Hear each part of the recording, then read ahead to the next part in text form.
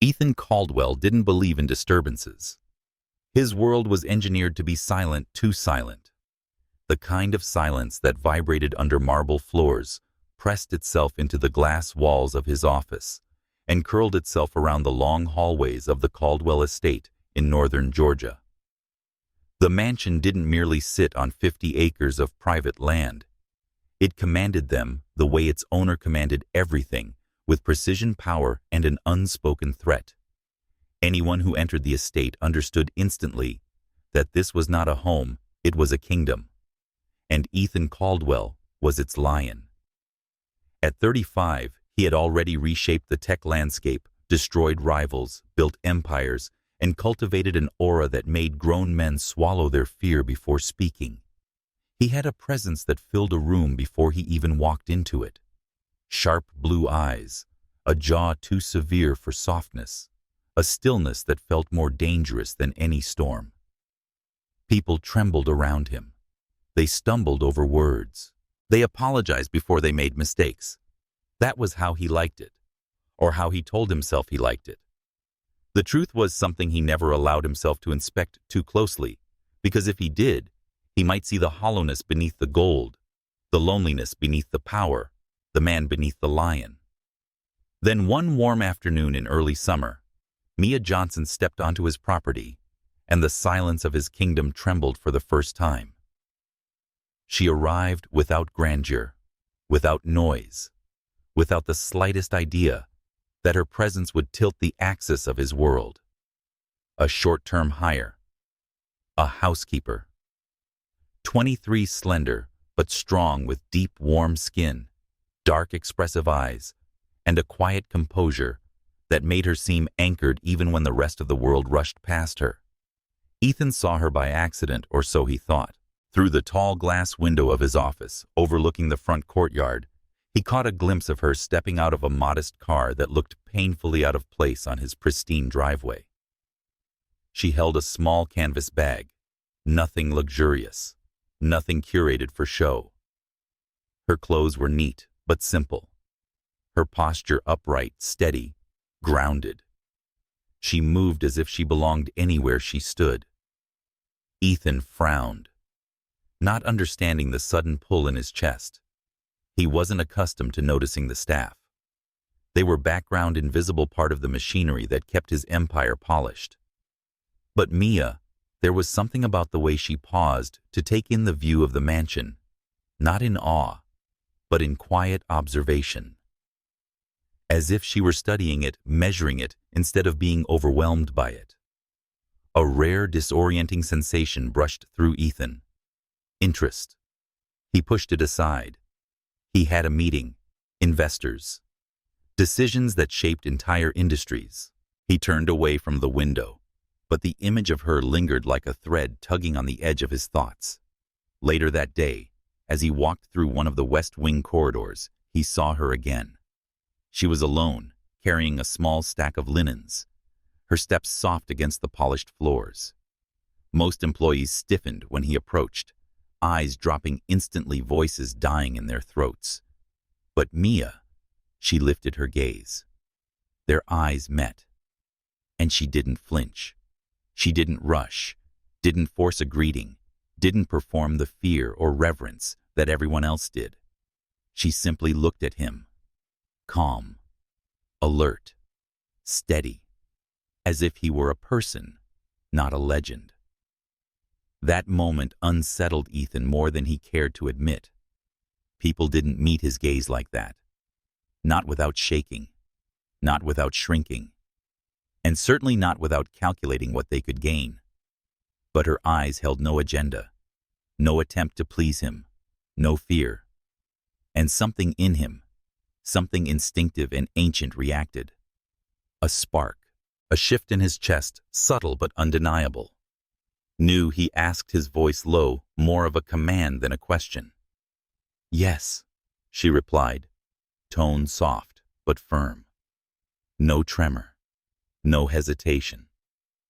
Mia Johnson. He didn't introduce himself. He never needed to. Everyone knew who he was. Everyone except her, apparently, because she didn't avert her gaze. She nodded politely and stepped aside to let him pass the faintest scent of citrus and warm skin, brushing the air between them as she moved. Ethan kept walking, but his heartbeat had changed, rhythm quieter, but somehow heavier.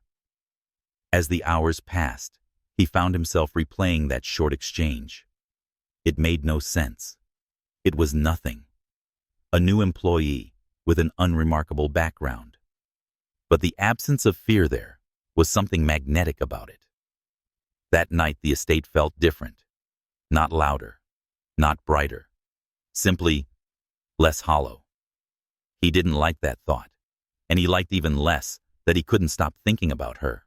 The next morning, Mia moved through the house with that same quiet self-assurance that contradicted everything he understood about power dynamics. She cleaned without hurry, spoke only when spoken to, but never shrank from anyone, not even from the lion himself. Ethan watched her again from a distance, irritation and intrigue blending in equal measure. Why her? Why now? His life was engineered to be predictable, controlled. He chose the people he let near him. He shaped their behavior. He dictated their boundaries.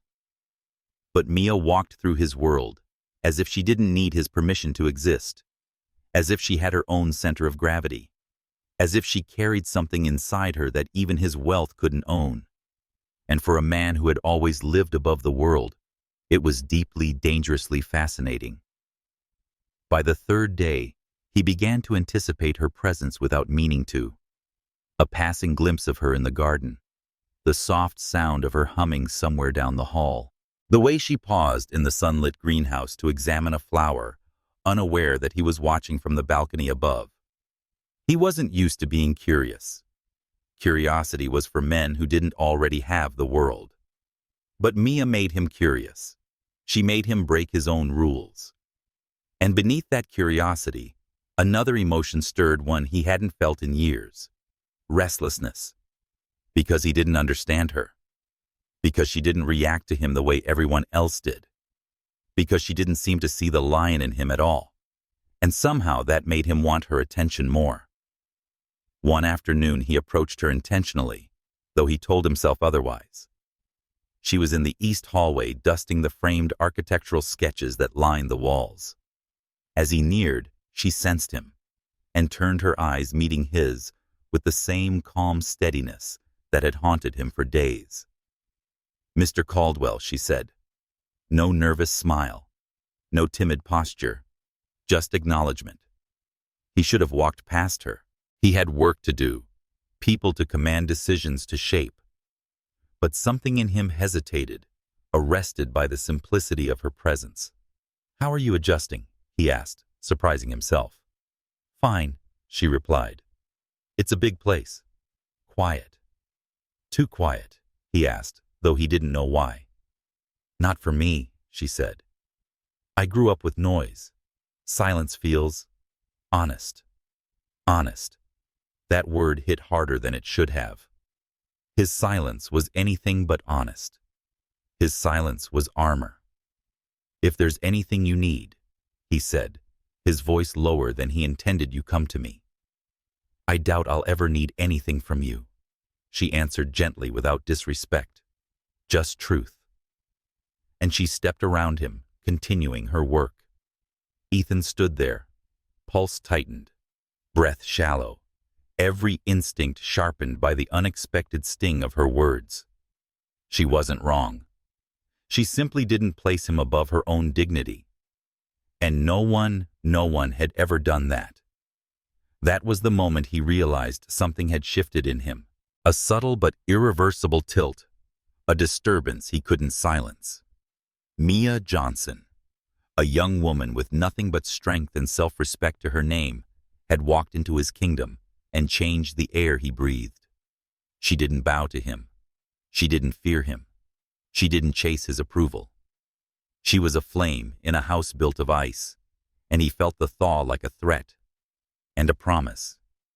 Ethan Caldwell had been untouchable for years. But from the moment Mia stepped into his world, he felt something he hadn't felt in a long, long time alive. even if it terrified him. Ethan had always considered control a simple equation. Either you possessed it or you surrendered it. And he had never surrendered anything. Not his power, not his emotions, not even the smallest flicker of vulnerability. Yet in the days following Mia's arrival, control became something slippery, something he felt sliding through his fingers every time he sensed her presence somewhere in the house. It irritated him more than he admitted, because irritation meant awareness. And awareness meant she had already taken up residence in a part of his mind he did not grant access to. He tried to bury himself in work negotiations, acquisitions, numbers that usually grounded him. But even the sharp edges of business couldn't cut through the strange restlessness she'd awakened. He would be reviewing proposals only to realize he had read the same sentence 5 times, because his thoughts kept drifting to the soft sound of her footsteps somewhere down the hall. He would walk into a room and pause for a fraction of a second, scanning the space as if subconsciously hoping she might be there. It was absurd, maddening, impossible to ignore. The mansion, which had once felt like an extension of his own body, predictable, obedient, quiet, now felt different. Not chaotic, but charged. As though the air itself carried a faint hum he couldn't identify. And every time he caught sight of Mia, that hum sharpened into a pulse beneath his ribs. She noticed him too, though she pretended she didn't. When she cleaned the grand piano, he saw the slight pause of her hand when she sensed him in the doorway. When she arranged fresh linens near the guest rooms, he noticed the subtle lift of her shoulders, as if bracing for the tension that always grew between them the moment their eyes met. But she never faltered, never showed fear. She simply acknowledged his presence with that calm, unbothered composure that had become a quiet torment to him. One evening, he found himself wandering through the West Wing after sunset, telling himself he was checking the security lighting, though he knew perfectly well he was not the kind of man who checked lights. He heard her before he saw her, a soft, almost subconscious humming, warm and low, like something she wasn't aware she was doing. The sound came from the conservatory, a glass-walled room filled with greenery and faint traces of jasmine from the evening breeze. He stepped closer without thinking, drawn by a force he refused to name. She was kneeling near a potted fern, gently trimming a brown leaf, her hair slightly tousled from the humidity. She looked peaceful, focused, unguarded in a way he had never seen her before. It struck him harder than he expected, the simplicity of her, the authenticity, the way she slipped into the environment without disturbing it. He stood in the doorway a moment too long, long enough for her to turn and notice him. Her humming stopped, instantly replaced by that look he had come to anticipate, steady, clear, unreadable. "You keep the plants alive too?" he asked, uncertain why that was the first thing to come out of his mouth. She smiled faintly, not with flirtation, but with a softness that unsettled him more than any seduction could. "Only the ones that let me," she replied. "Some things can't be saved no matter how much care you give them." Ethan didn't know why that statement hit him in the chest. Maybe because it was true.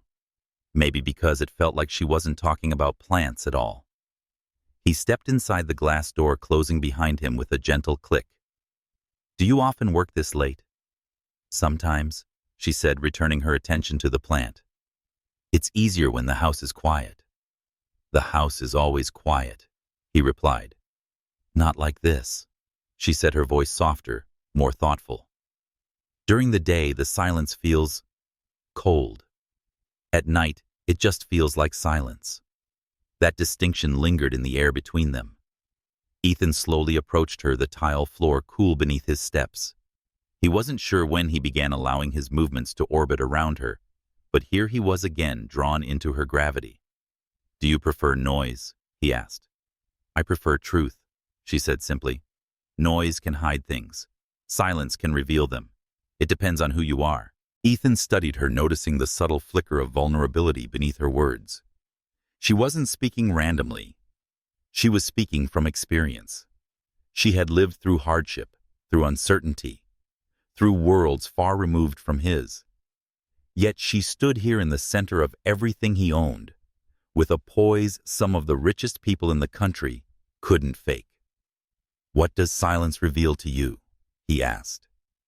She looked up at him, then fully deeply, as if she had decided not to hide. "That this house wasn't built for people," she said. "It was built for a man who didn't want to be seen." Ethan felt something twist inside him. Because she was right. Because no one had ever spoken to him with that much truth. Because she'd walked into his kingdom and read it like a book. "And what makes you think you see anything about me?" he asked, his voice lower than he intended. "I don't think," she answered. "I just notice." She stood, and for the first time, the physical closeness between them became undeniable. They were only a breath apart, the warm air of the conservatory wrapping around them. Ethan's pulse shifted into something deeper, slower, heavier. She didn't move away. She didn't step back. She simply let the moment exist. He found himself studying the shape of her mouth, the calm confidence in her posture, the quiet strength in her gaze. Strength he wasn't used to confronting. Strength he found himself wanting. "Most people don't look at me the way you do," he said quietly. "Most people don't let themselves," she replied. "You make it hard for them." "Do I make it hard for you?" He asked the question, slipping out before he could censor it. She held his gaze with unsettling steadiness. "I don't let you," she said softly. There it was, that subtle defiance, that refusal to bend that spark, that made something deep inside him respond, like flint catching fire. Mia moved past him, brushing lightly against his arm, in a way that was accidental, but felt like a jolt. He inhaled sharply, not because of the contact, but because he had missed it before it even ended. "Good night, Mr. Caldwell," she said, walking toward the door. "Mia," he called before he realized he had spoken. She turned, waiting. He didn't have anything to say, nothing that wouldn't reveal too much. So he simply looked at her, a look he knew she felt even from across the room, before forcing the words out. "Good night." She held his gaze for a moment longer, something unspoken passing between them, then slipped out into the hallway, leaving him in the conservatory, with the quiet, with the plants, with the truth she had spoken so easily. Ethan remained there longer than necessary, staring at the door, long after it closed behind her. He didn't understand what was happening to him. He didn't understand how a woman he barely knew had already become the axis around which his thoughts turned.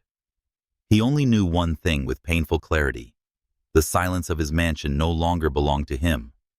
It belonged to her now, her voice, her footsteps, her presence. And the worst part, the part he tried and failed to ignore, was that he didn't want to take it back. Something was shifting between them, slow but unstoppable. Something he hadn't invited and couldn't contain. And for a man like Ethan, that was the beginning of danger, and the beginning of desire.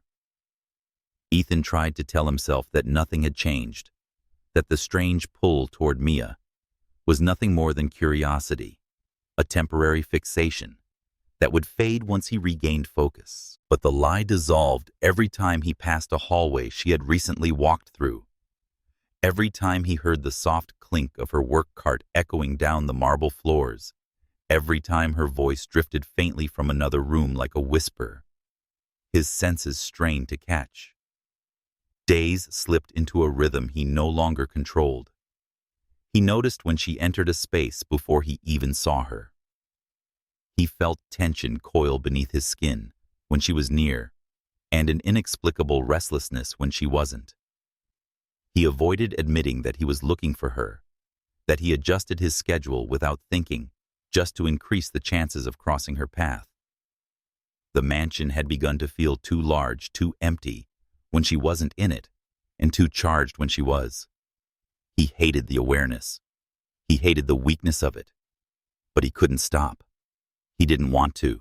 One late afternoon, after a long, suffocating meeting with his executive board, Ethan retreated to the mansion earlier than usual, the weight of his responsibilities irritating him in a way he couldn't pinpoint. Something inside him was unsettled, a quiet storm that had nothing to do with business. He walked through the foyer, the grand chandelier casting fractured light across the floor, and caught a glimpse of Mia near the staircase. She wasn't working. She was pausing just for a moment, adjusting a small vase of fresh magnolias placed on one of the side tables. It was such a simple gesture, almost unnoticeable, yet she handled the flowers with a tenderness he didn't understand, as if the act itself brought her a small private peace. She didn't see him at first, and he found himself watching her with a focus he usually reserved only for things that threatened him. It struck him again the way she moved through his world without being swallowed by it, how she softened the sharp edges of the house without even trying. When she finally sensed him, she straightened, startled, but composed in an instant. Their eyes met, and the air tightened. "You're home early," she said, her voice gentle but careful, as if she sensed a shift in him. "The meeting ended sooner than expected," he replied, even though the truth was that he had walked out early out of sheer agitation. He didn't understand why agitation felt like the right word until she looked at him again, really looked with the same steady calm that disarmed him every time. Something cracked open inside him, something he had no defense for. "Are you all right?" she asked. It wasn't the question itself that disarmed him. It was the sincerity behind it. No one asked Ethan Caldwell if he was all right. No one dared. And if they did, he never believed them. But when Mia asked, he felt the question land somewhere deep, somewhere unguarded. "I'm fine," he said, though it sounded more like an instinct than truth. She tilted her head slightly, a small gesture, but one that annoyed him because he felt seen by it, known. As though she could tell his answer wasn't real. A flicker of irritation sparked under his ribs, not at her, but at himself. He couldn't afford cracks in his armor yet. Somehow she slipped through every one. Before he could step away, she turned back to the flowers. "They needed fresh water," she murmured, adjusting a petal with delicate precision. "They last longer when they're cared for." The words shouldn't have meant anything, but they lodged in him like a thorn. He moved closer, compelled without thinking. "And you do that for everything?" he asked.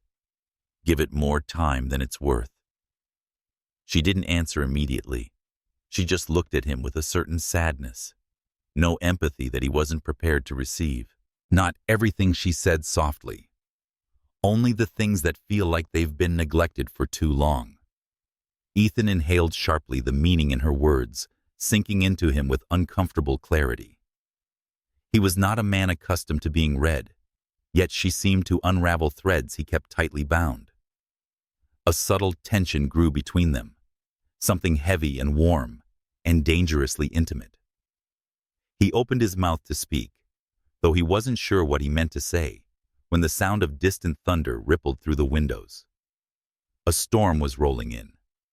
He glanced toward the glass doors leading to the veranda, the sky already bruising with early evening clouds, and for a moment, the shifting light cast a glow across Mia's face that made her look almost unreal. Gentle, strong, untouchably grounded. The storm outside mirrored the one building quietly inside him. He should have walked away. He should have broken the moment before it grew roots. Instead, he said, "Come with me." The words left him before he could stop them. She blinked, startled. "Where the gallery?" he said. "There's something I want to show you." It wasn't a command, but it wasn't a request either. It was something in between, an invitation he had never extended to anyone. Mia hesitated, unsure if she should follow, unsure if this crossed a line neither of them had defined. Yet something in his voice pulled at her, something sincere beneath the intensity. And so she walked with him. The gallery sat at the far end of the mansion, a long corridor of tall windows and framed sketches from Ethan's early career blueprints, of his first tech campus diagrams of prototypes, architectural studies he drew, before success hardened him into a man who no longer dreamed. He rarely came here anymore. The gallery reminded him of who he had been, who he had lost, and who he might have become if ambition hadn't consumed him. As they entered, the lights dimmed by the storm flickered across the glass frames, giving everything a muted nostalgic warmth. Mia paused, taking in the artwork. "You drew these," she said quietly. "A long time ago." "Another life," he murmured. She walked slowly along the wall, studying each piece with the kind of attention that made him feel exposed. "They're beautiful," she said, meaning it. "You used to see the world differently." That simple truth struck harder than any insult could have, because she was right, and because she wasn't judging him, only observing him with a clarity he wasn't used to. "Why did you stop?" she asked. He didn't answer at first. He just watched her, the way her fingers traced the air near a sketch without touching it, the way she existed so fully in the moment without trying. He finally exhaled. "Because dreaming is a luxury," he said. "One I couldn't afford once the world started expecting me to be something else." She looked over her shoulder at him, eyes softening with a kind of understanding he had never received from anyone. "Maybe you didn't stop because you couldn't afford dreams," she said gently. "Maybe you stopped because you thought you didn't deserve them." The truth hit him so sharply, he had to look away. He didn't know where she had learned to see people so deeply, but her insight felt like a hand pressed to a wound he didn't know was bleeding. A gust of wind slammed against the windows as the storm intensified, but the silence in the gallery grew heavier than the thunder. Ethan turned toward her, fully unable to restrain himself any longer. "Why do you talk to me like that?" he asked quietly, his voice low, rough, almost pleading. "Like you know me." Mia didn't retreat. She stepped closer, just a fraction, just enough for their breaths to mingle. "Because you're not as unreadable as you think," she said softly. "You hide, but not well enough." His heartbeat shifted deep and unsteady. "And you're not afraid?" "No," she whispered. "I should be, but I'm not." He didn't touch her. He didn't move closer.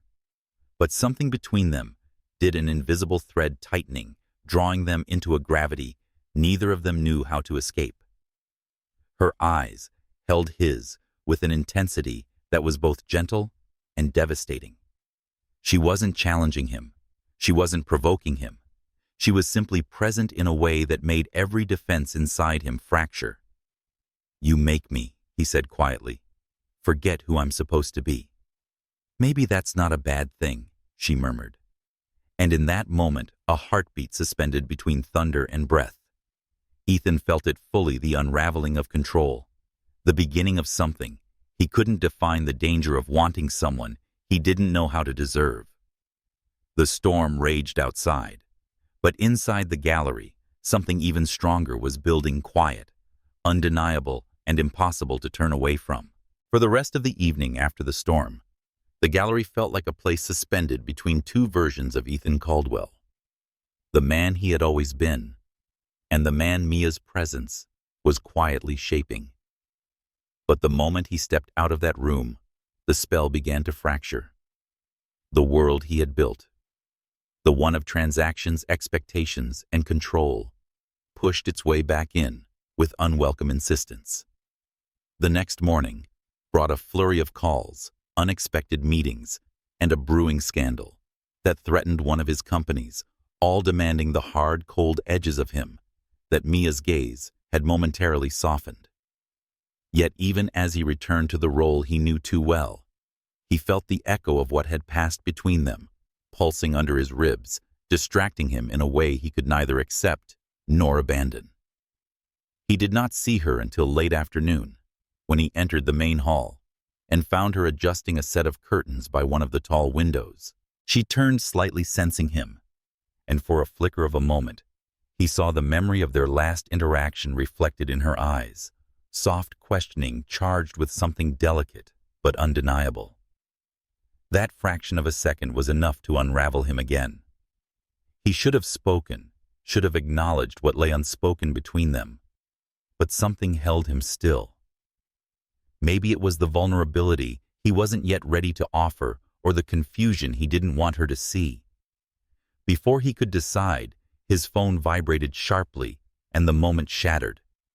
He answered without looking, expecting his assistant, but the voice that spilled through the speaker froze him in place, soft, polished, familiar, in the worst possible way. "Ethan," she said, "I'm in town. Thought I'd stop by." He didn't have time to object. The line clicked off, and before he could gather the words forming in his throat, the sound of heels echoed across the marble floor. Harper, his ex-wife, the woman the world believed had been the only one who could handle him, a woman who knew how to navigate his silence, his ruthlessness, and his authority, because she had once shared it. She walked into the foyer like she belonged to it, tall, striking in a designer coat, with confidence tailored as sharply as her jawline. Ethan's entire posture changed subtly, but unmistakably, as if old armor automatically reassembled around him. Mia stepped back out of instinct, not fear, but awareness, sensing energy she didn't understand yet. Harper's gaze immediately landed on Ethan, lighting up with something that looked practiced, more than sincere. Then her eyes slid past him and settled on Mia. And in a single glance, her expression sharpened. Harper was fluent in hierarchies. She could read them like sheet music. She took in Mia's simple clothes, her quiet stance, the faint flush on her face that betrayed her awareness of Ethan's presence. It took Harper less than a heartbeat to understand far more than she should have. "I didn't realize you'd expanded your staff," Harper said, her voice dipped in sweet venom. Mia said nothing, but her spine straightened. A quiet defense Ethan felt more deeply than he expected. Harper didn't wait for a response. She walked to Ethan with a smile that implied history, intimacy, and entitlement. "We need to talk," she murmured, placing a hand lightly on his forearm. Ethan stiffened, but didn't immediately pull away. He wasn't protecting Harper.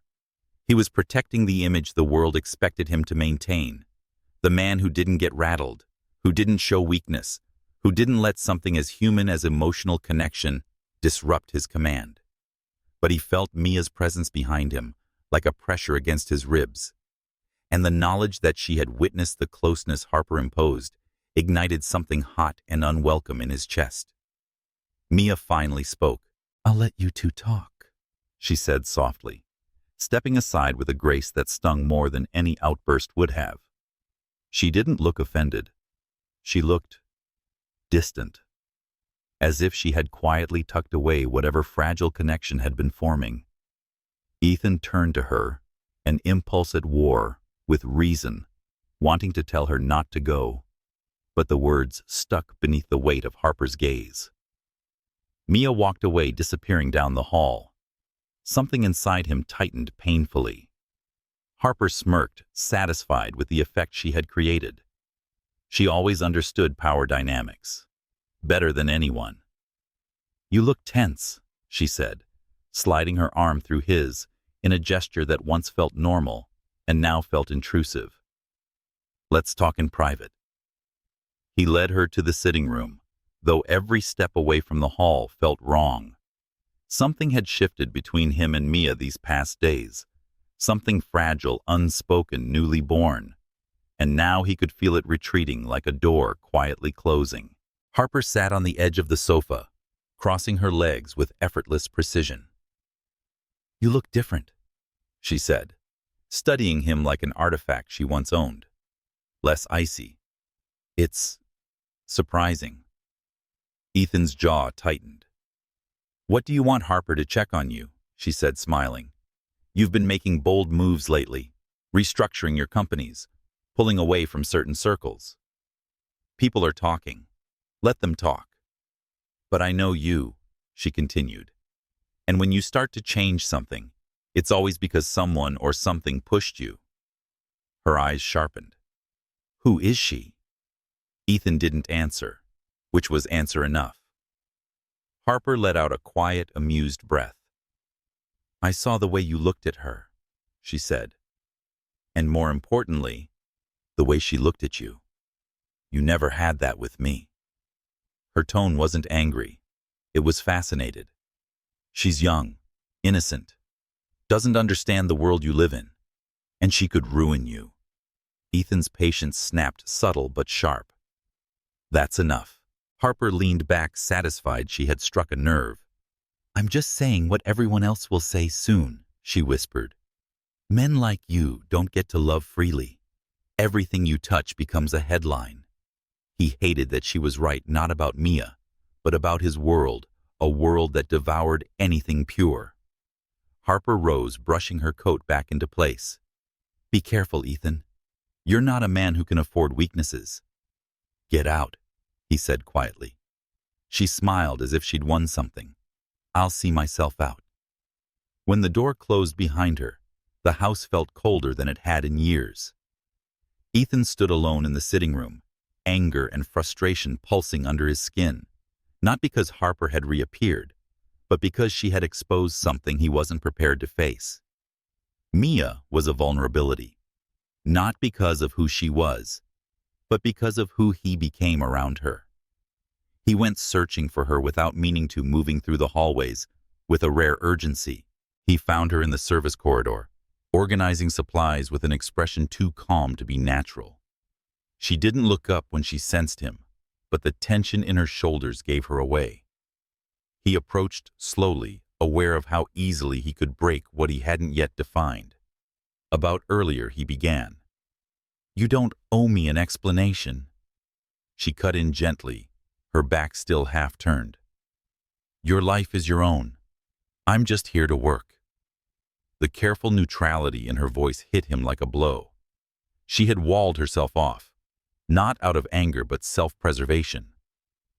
Mia, he tried again, softer. That's not what... It's fine, she said quietly. You don't need to worry. He exhaled frustration and something sharper building in his chest.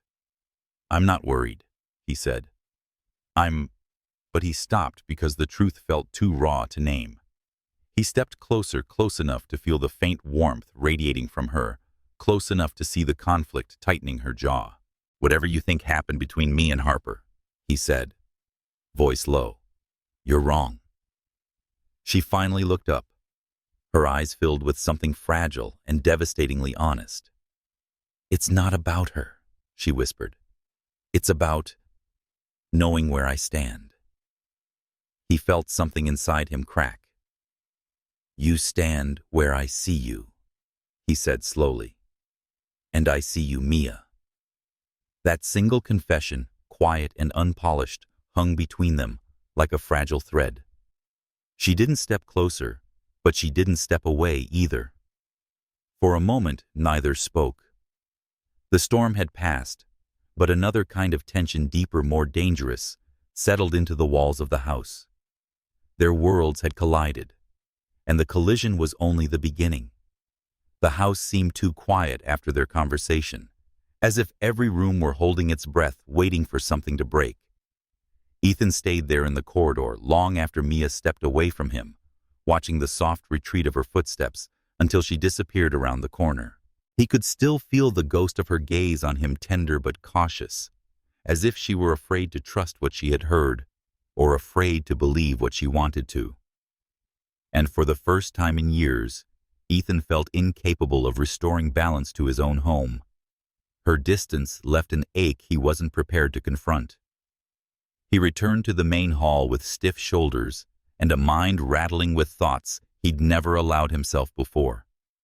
He had always known how to manage shareholders, adversaries, scandals, and the press. But Mia wasn't something to manage. She was something to protect, something he could lose with a single misstep, and that truth sank into him like an unwelcome weight. Yet he still didn't fully understand what had shifted between them, only that it frightened him in ways he refused to admit aloud. Through the tall windows, the last light of the day bled into dusk, casting long streaks of amber across the marble floors. Ethan's phone had been vibrating off and on for the past hour, but he had ignored it the way a drowning man ignores the distant call of someone who cannot reach him in time. He didn't want the outside world to intrude. Not now. Not when Mia's presence still lingered in the air like a fragile warmth he didn't want to lose. But the world didn't wait for the readiness of a man like Ethan Caldwell. Eventually, he looked at the screen. 12 missed calls, all from the same number. The Caldwell family advisor. His stomach tightened. The past had a way of choosing the worst possible moment to reappear. He stepped into his office and closed the door behind him, though the silence on the other side still felt like Mia's shadow pressed against his ribs. When he answered the call, the voice on the line was frantic, strained with urgency, and the kind of dread reserved for matters that could not be undone. "Ethan, it's your father." 2 words. That was all it took for the cold electricity of shock to surge through him. Ethan had long believed he didn't need affection or approval, not from the world, not from childhood fantasies of love, not from Robert Caldwell, the man who raised him with discipline instead of tenderness. But the human body doesn't negotiate with emotion, it reacts. And his reacted with a sharp, breathless constriction. The advisor's voice quivered. "The doctors aren't hopeful. You should come." Ethan's jaw clenched through the room suddenly felt unsteady around him. He didn't speak. He couldn't. But silence was answer enough. Minutes later, he was tearing through the halls toward the garage, that old instinct of urgency pounding in his chest. He didn't look for Mia. He couldn't. He knew that if he saw her soft-eyed, steady-hearted, he might hesitate. And he couldn't allow himself to be vulnerable. Not now. Not when the past was rising like a shadow ready to swallow him whole. The drive to the hospital was a blur, a smear of headlights and rain-slicked asphalt, the world rushing toward him with a grim inevitability. He had barely stepped through the hospital doors when the cold sterility of the place wrapped around him. Machines beeped with indifferent rhythm. Nurses rushed past with clipped purpose. And somewhere in the building, Robert Caldwell, a man larger than life, a man Ethan had spent years silently resenting, lay dying.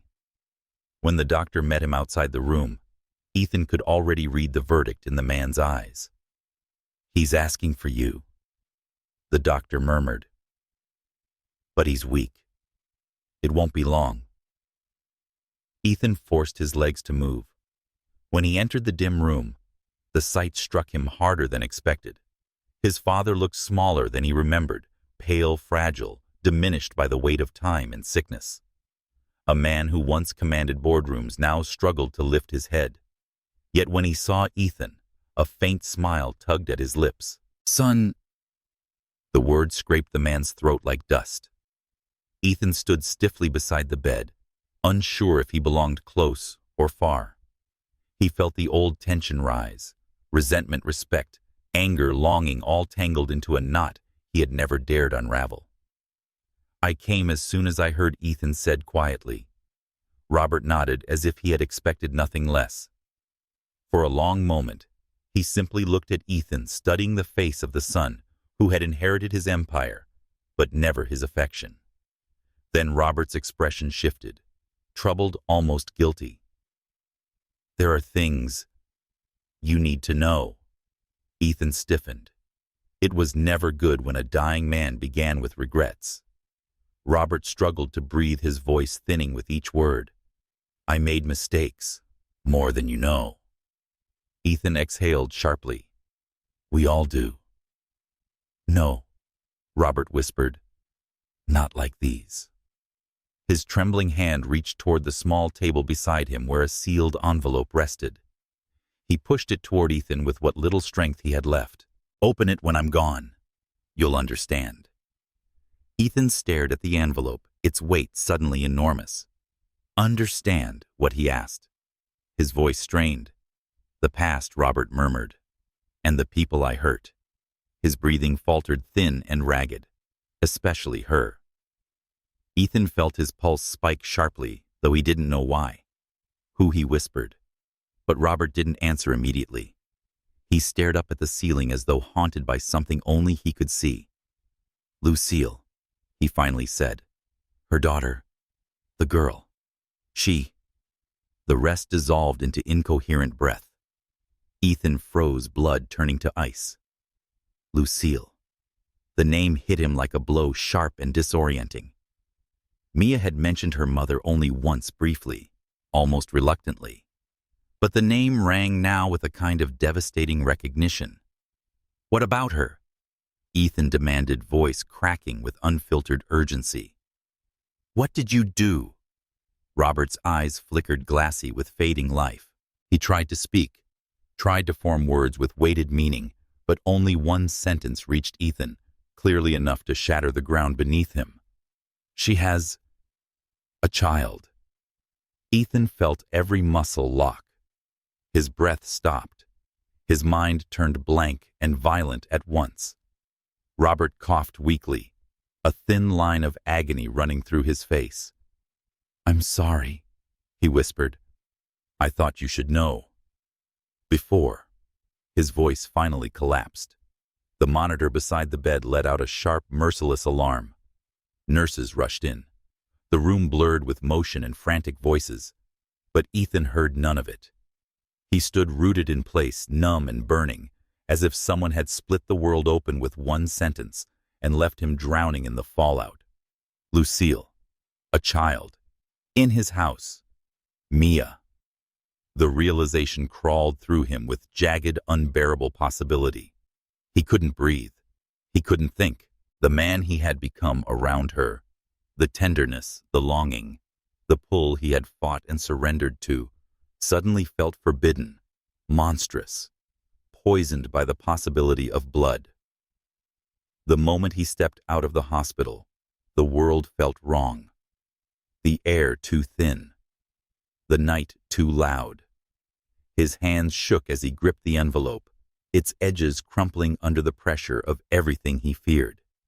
He didn't open it. He didn't need to, not yet. The implication alone was tearing at him like claws. When he reached the mansion, he found Mia in the library, alone, as always, wrapped in the quiet glow of lamplight. She looked up at him, her expression softening instantly at the sight of his shaken figure. "Ethan." What happened? His throat constricted. He wanted to pull her into his arms, bury himself in her warmth, let her steady him the way she unknowingly had from the very beginning. But all he could see was the possibility of something unspeakable, something that could make the tender gravity between them collapse into tragedy. "I need to ask you something." He said the words breaking at the edges. She stepped closer, concern tightening her face. "Of course. Anything." Her openness, her trust made it hurt worse. Ethan swallowed hard, unable to mask the tremor in his voice. "Your mother, Lucille. Did she ever know my father?" Mia froze, shock rippling across her features. "What? Why would you ask that?" "Please," he said, almost whispering. "I need the truth." She stared at him, confused and frightened, her breath unsteady, her hands tightening at her sides. "No," she said at last, shaking her head. "Not that I know of. She never mentioned him. Never." For a moment, hope flickered inside him, small, desperate, fragile. But the envelope in his hand felt heavier than truth itself. He looked away, his chest tight. "Something's happened," he murmured. "And I don't know what it means yet." Mia stepped closer, her voice barely above a whisper. "Ethan, what are you afraid of?" He lifted his eyes to hers, and in that moment she saw everything he had tried to hide. Terror, longing, confusion, Heartbreak. Losing you, he said, the confession trembling out of him before he could stop it. Her breath caught. She reached out, but Ethan stepped back, as if her touch might make everything hurt more. Mia's voice broke softly. Tell me what happened. But Ethan couldn't, not yet. Not until he knew the truth. Not until he opened the envelope. Not until he faced the possibility that loving her might ruin them both. The moment stretched between them, raw, shaking, fragile. A moment that would decide everything that came after. And neither of them saw a way to stop what was coming. The envelope felt heavier the longer Ethan held it, as if the truth sealed inside had its own gravity, its own breath, its own pulse. A quiet, ominous beat that matched the frantic rhythm under his ribs. He carried it through the mansion like a condemned man, clutching his sentence, every step echoing against the marble in sharp, unforgiving taps. Mia's voice, soft and uncertain, still lingered in the back of his mind, but he couldn't go back to her yet. Not until he knew what he was about to lose. When he reached his private study, he closed the door gently, though every nerve in him screamed to slam it instead. He stared at the envelope for a long moment, his thumb grazing the edge, feeling the slight ridge of dried glue. 100 memories flickered across his mind, Mia's laughter echoing faintly down the halls, the way her eyes softened when she looked at him, the warmth of her presence that had seeped into spaces once cold and hollow. He swallowed hard. If he opened it, everything could break, but if he didn't, the not knowing would crush him. Finally, he tore it open. Inside was a single sheet of paper folded twice. His father's handwriting stretched across it in taut, uneven strokes, as though written in haste or guilt or both. Ethan, if you are reading this, then the truth has already begun to unravel. I made choices I cannot defend. I crossed boundaries I never should have crossed. Lucille was one of them. She had a child, but I could not claim her. I failed her, and I failed you by burying the past instead of confronting it. Ethan felt his breath tighten. You deserve to know the truth before it finds you another way. The girl, her daughter, should have been part of our family, but I let fear drive me. She may already be in your life. And then the line that made Ethan's vision pulse. You must find her. He set the paper down slowly. His hands trembled. His senses dulled. The world blurred around the edges. The letter didn't say Mia directly, but the implication suffocated him. He tried to breathe, but each inhale felt like swallowing glass. Across the room, the window showed the dark lawn stretching into the distance, illuminated only by faint moonlight. Somewhere out there, Mia was living her life with no idea that the ground beneath them might be collapsing. He pressed both hands to the desk, lowering his head, feeling the weight of something he'd never let himself feel before. Fear that wasn't for him, but for the fragile, undefended thing she had become in his heart. The knock on the study door startled him, though it was soft, hesitant, almost reluctant. Only one person knocked like that. Mia. He couldn't face her. Not yet. But she called his name anyway, her voice muffled through the heavy wood. Ethan, please talk to me. He closed his eyes. She shouldn't have sounded so gentle, so willing to understand. It made everything harder. After a moment of silence, she spoke again, quieter this time. You don't have to tell me everything. Just don't shut me out. He almost opened the door. Almost. But the fear was stronger. Not now, he forced out, hating how distant his voice sounded. Cold, unfamiliar, the opposite of what he felt. She hesitated. He could hear it in the soft shift of her footsteps, the way she lingered a moment too long. Okay, she whispered. And then her presence faded down the hall. When her footsteps disappeared entirely, something inside him cracked with a quiet, anguished snap. He could hurt her without even touching her. He could lose her without even knowing if she was ever his to keep. He stayed in the study for a long time after that, slumped in his chair, as the letter lay open like a wound on the desk. Hours passed before he finally emerged, exhaustion clinging to him like a second skin. The mansion was dark except for a few dim sconces, casting warm pools of light across the polished floors. The hour was late, the kind of late where silence felt heavy enough to crush. He walked through the hall needing to see her, just to know she was still there, just to feel something steady in a world that had begun to tilt. He found her in the smallest room of the house, the reading alcove by the old staircase, curled into one of the leather chairs, a blanket around her shoulders, her face turned slightly toward the soft lamp on the table beside her.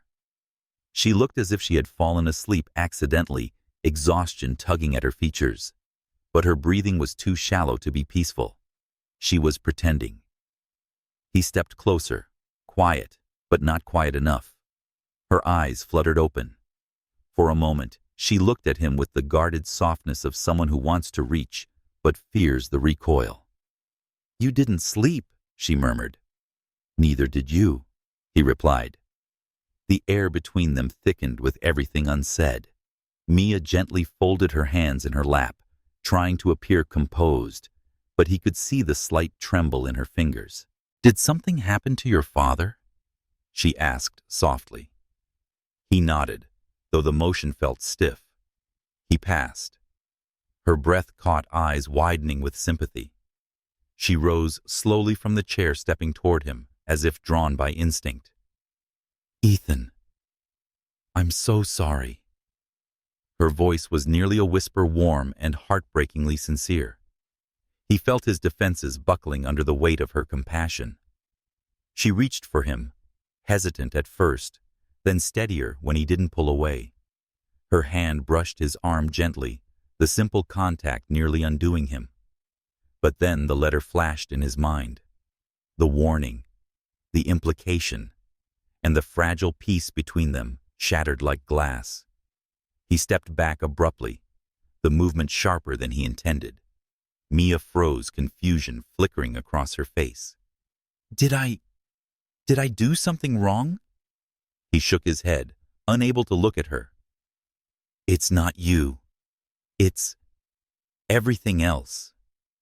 "Then talk to me," she pleaded quietly. "Whatever it is, we can figure it out." He flinched slightly, and she saw it the way the words we tightened something behind his eyes. Fear, and not fear of her, but fear for her. "I don't want to say something I can't take back," he finally said, voice low, strained. "Not until I know the truth."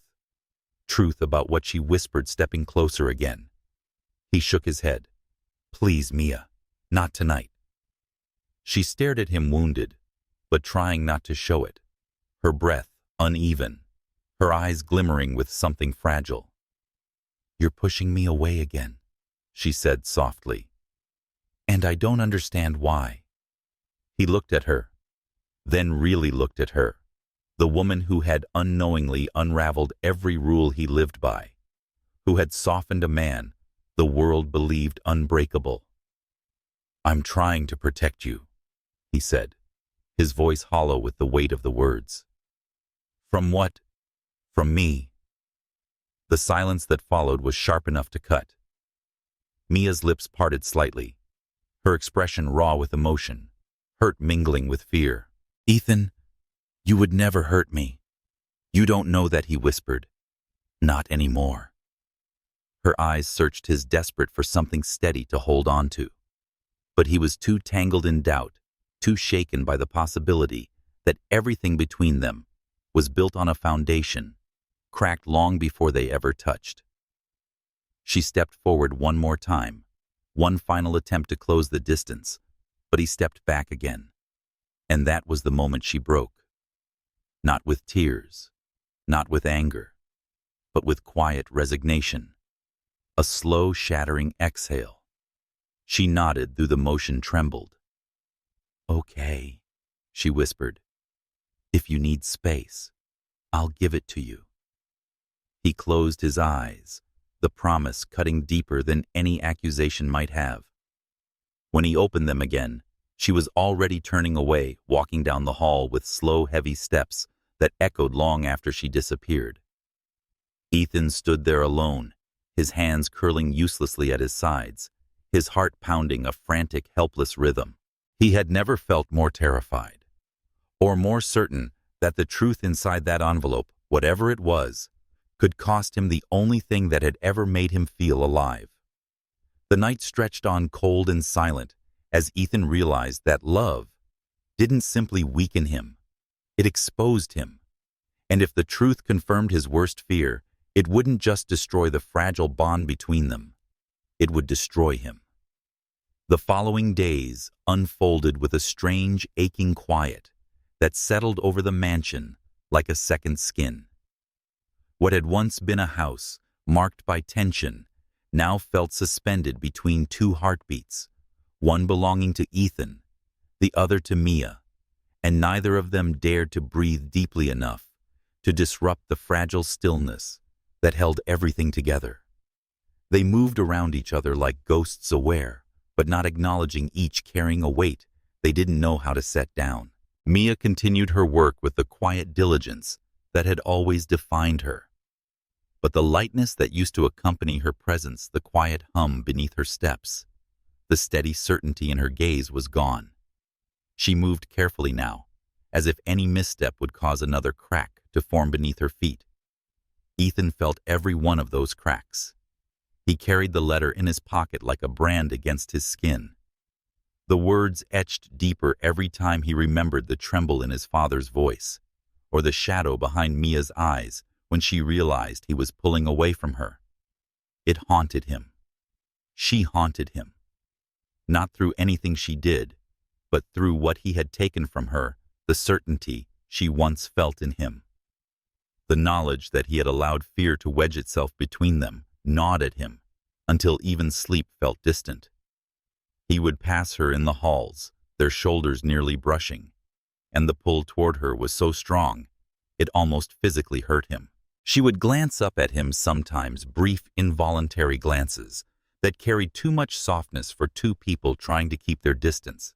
But she always looked away first, and every time she did, something in his chest tightened further. He was losing her. Slowly, silently, in ways so subtle, he might have missed them if he hadn't memorized the shape of her presence, the way another man might memorize scripture. He kept telling himself he needed time, that he couldn't tell her about the letter, the possibility of blood, not until he had proof. But time didn't feel like something he possessed anymore. It felt like a rope fraying in his hands, thread by thread. By the third day, the staff began to sense the shift. People whispered more quietly, moved more carefully, as if intuitively sensing that something delicate was unraveling inside the master of the house. And they were right. Ethan's composure had been stretched thinner than it had ever been. The smallest things set him on edge. The buzz of his phone, the clipped tone of a business call, the echo of footsteps he knew weren't hers. Even silence bothered him now. It made him think too much. He spent one morning in his study staring at the letter again, hoping that if he read it enough times, it would rewrite itself, remove the shadows hanging over him and Mia. But it didn't, and the uncertainty had swollen so large inside him, he felt he might choke on it. By noon, he had made a decision he'd been avoiding since the night of his father's death. He would speak to the lawyer who handled his father's private affairs. He needed answers, clarity, evidence, anything to confirm or dispel the nightmare scenario that kept him awake at night. But as he headed toward the front of the house, he saw Mia standing alone in the foyer, adjusting a vase of fresh lilies the staff had placed there. It was a simple task, nothing remarkable, yet the sight of her stilled him. She looked tired, not physically, but in the small ways that mattered, the faint dimming behind her eyes, the way she kept her hands occupied, as if to keep her thoughts from spiraling. He stepped closer without meaning to, unable to resist the gravitational pull she exerted on him, even when she wasn't looking at him. She sensed his presence before he spoke, her shoulders tightening, her fingers pausing around the stems of the flowers. She inhaled slowly, almost bracing herself, then turned to face him. Her expression was composed, almost gentle, but her eyes carried a quiet sadness he hadn't seen before. It cut through him. "Mia," he said softly, his voice rough from too many unspoken words. She waited, calm but guarded. He opened his mouth to tell her he was going out to offer something, anything that would reassure her, but the truth rose unexpectedly, choking the practiced explanation. "Are you all right?" The question escaped him without permission. Mia blinked, startled. She shook her head faintly as if trying to clear the fog of surprise. "You don't need to worry about me," she murmured. "I'm fine." The lie was so soft he might have missed it if he didn't know her so well. He stepped closer, something tightening in his chest. "You don't seem fine." She held his gaze for a long, quiet moment, something fragile flickering across her features, hurt longing, something she didn't want him to see. Then she broke eye contact, her voice barely above a whisper. "What does it matter to you, Ethan?" The question struck with devastating precision. He felt the words like a bruise forming under his ribs. She continued, her voice trembling despite her restraint. "You've been distant. And I understand you're grieving, I do. But it feels like there's something else. Something you're not telling me." He swallowed hard, guilt burning through him like wildfire. "Mia, I'm trying to protect you." "From what?" Her eyes lifted to his wide and searching. "From me. From your past. From a truth you won't share." Each question hit him sharper than the last. He didn't answer, couldn't answer, and the silence itself became a wound.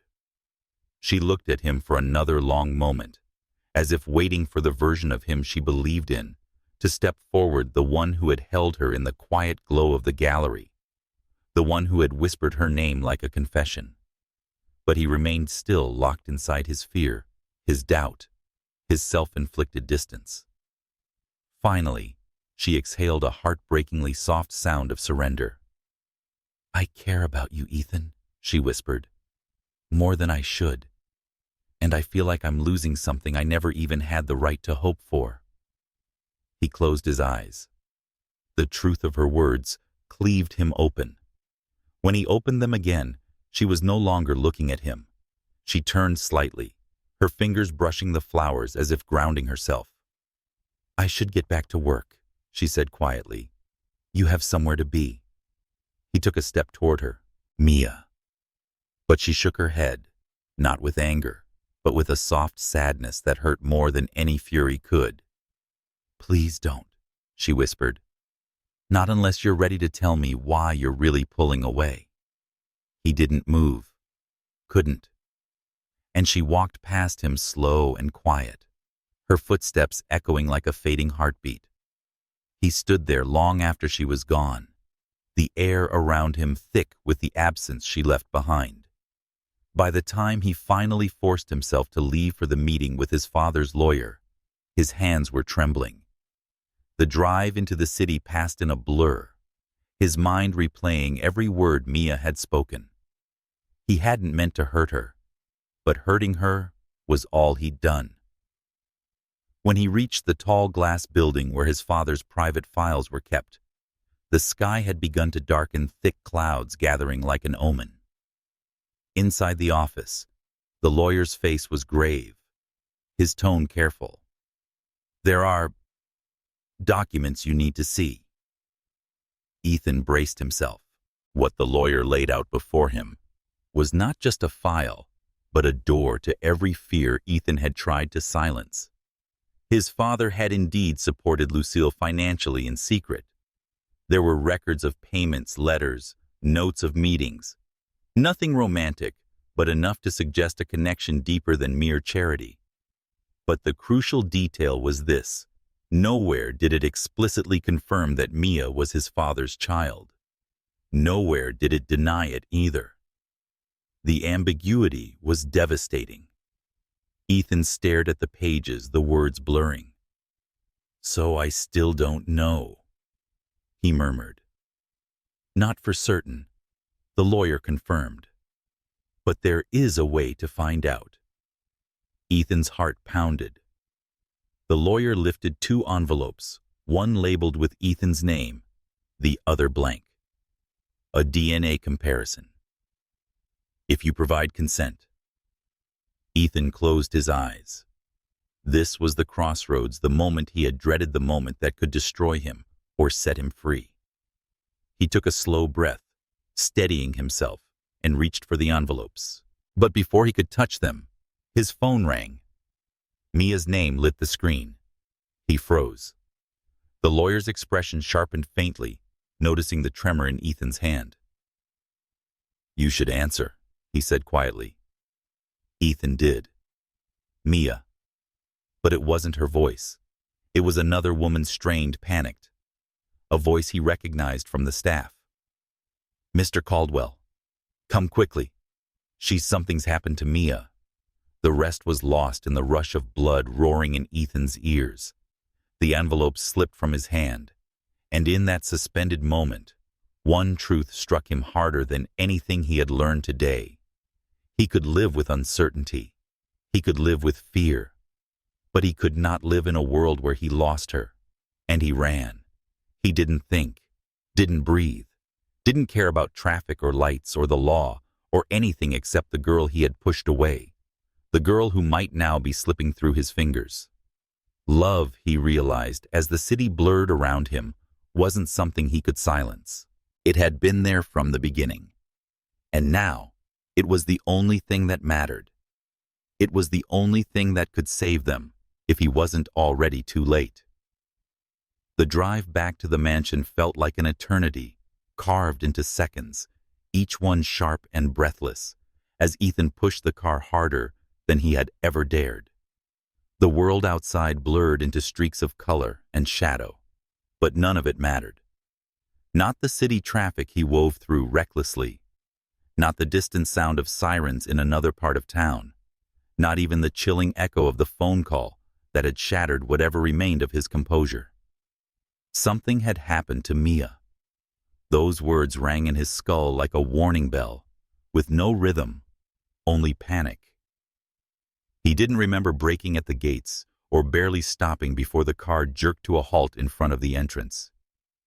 He was out before the engine finished humming, running across the steps and throwing open the front doors with a force that rattled the hinges. The staff clustered at the base of the grand staircase, their expressions shaken, voices hushed, eyes darting nervously toward the east corridor. When they saw him, the group parted instantly. "Where is she?" Ethan demanded, and though his voice wasn't raised, it vibrated with something deeper, a fear so raw it scraped against the air. One of the younger maids stepped forward, trembling. She fainted, sir. We found her in the garden corridor. We didn't know if we should call you or an ambulance, but he was already moving his long strides, devouring the hallway. Around him, every portrait, every polished marble column, every carefully placed antique seemed to blur into insignificance. Only one thing mattered. He turned the corner into the corridor and found Mia sitting on a bench, leaning slightly forward, her elbows resting on her knees as she took slow, steady breaths. She looked dazed, disoriented, her skin pale under the warm glow of the sconces. A housekeeper hovered near her with a glass of water, but stepped back immediately when Ethan appeared. The moment Mia lifted her head, her eyes found him. The faint relief that flickered there, before she masked it, almost undid him. He approached slowly, as though afraid she might disappear if he moved too fast. "Mia." Her lips parted, soft and uncertain, but she didn't speak. He knelt before her without hesitation, ignoring the surprised murmur from the staff behind them. His hands reached for her, then halted halfway, trembling with indecision. It was she who bridged the distance, her fingers curling weakly around his wrist, grounding him in a way nothing else could. "I'm fine," she whispered, though her voice betrayed exhaustion. "I think I just..." stood up too fast. Her attempts at calm only tightened the knot in his chest. He searched her face for signs of pain, worry, fear, anything to tell him what he needed to fix. But she looked away, embarrassed by the attention. He leaned closer, lowering his voice. "You scared me." The confession slipped out unpolished, raw. She blinked, startled by the depth in his tone. "I didn't mean to." The staff lingered awkwardly until Ethan finally turned his head slightly, giving them a single quiet command. "Leave us." They obeyed instantly. Silence filled the corridor, heavy but intimate. Mia looked down at her hands, twisting them slightly in her lap. "You didn't have to run back. I'm okay. I just needed a moment." Ethan exhaled sharply, the remnants of fear pulsing through him. "I thought I was losing you." Her breath caught her eyes, lifting to his with something like confusion mixed with disbelief. "You've barely spoken to me for days." His chest tightened. The truth he'd been swallowing finally rose uncontainable. "Because I was afraid," he said quietly. "Afraid of hurting you. Afraid of what I didn't know. Afraid of the truth in that damned letter." She froze. "The letter. The one from your father." The moment stretched taut as a wire between them. Ethan closed his eyes, the words jagged and heavy. "Mia, there's a possibility you—" Her reaction was immediate and visceral.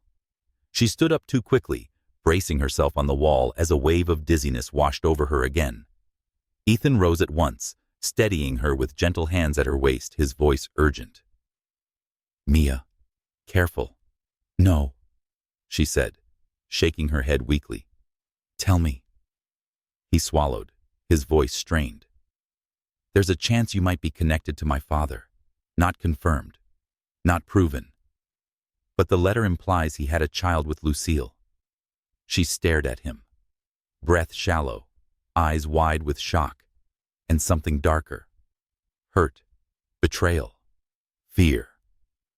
"You think I could be—" She couldn't even finish the sentence. Ethan's hands tightened around her, as if anchoring her against the storm he had unleashed. "I don't think anything. I don't want it to be true. I pray it isn't. I'm fighting to find proof that it's a lie." Mia stepped back slightly, forcing him to release her, though her legs shook. "That's why you pulled away." Her tone wasn't accusing. It was quiet, dawning devastation. He reached for her almost instinctively. "I'm sorry. I didn't know how to tell you without breaking you. Without breaking us." Her eyes shimmered, but she didn't cry. "You should have told me," she whispered. "You should have trusted me enough to share this. Instead, you let me think I did something wrong." He felt the words like a blade. "I know. And I hate myself for it." She turned away, pressing her hand to her forehead, as if trying to steady her spinning thoughts. "If it's true, if there's even a chance, it means everything between us." Her voice faltered. She didn't need to finish. Ethan stepped behind her, close enough to feel the fragile tremor in her shoulders, but careful not to touch her without permission. "I'll get answers," he murmured. "I've already started. The lawyer has documents. There's a test we can do. But nothing will happen unless you agree to it." She lowered her hands slowly, eyes distant, troubled. "And if it is true—" His throat constricted. The air thinned. "Then I'll walk away," he said softly, the words ripping through him. "Not because I want to, but because I would never allow us to become something unforgivable." Her breath hitched. The pain in her eyes mirrored his own, two people standing on opposite sides of a precipice. Neither had chosen force to consider a reality that would destroy them both.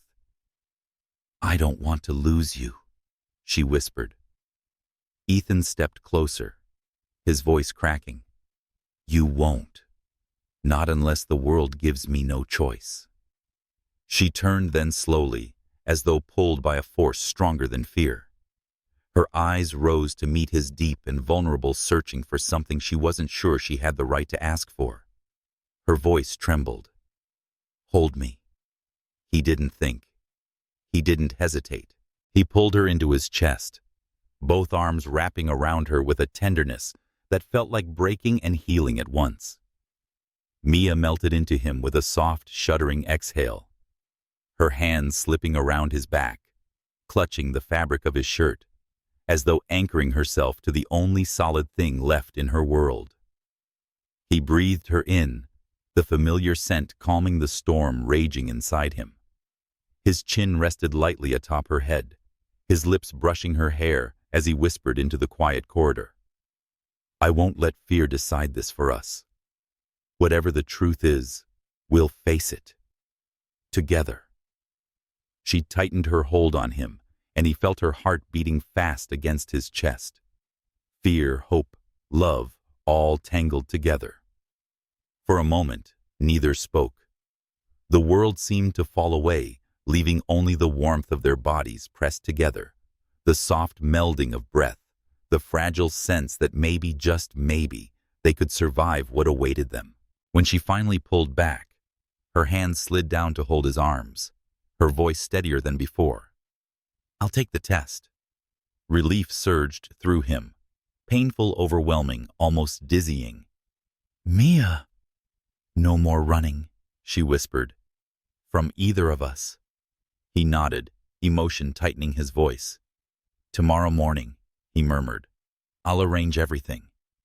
She nodded once, solemn but resolute.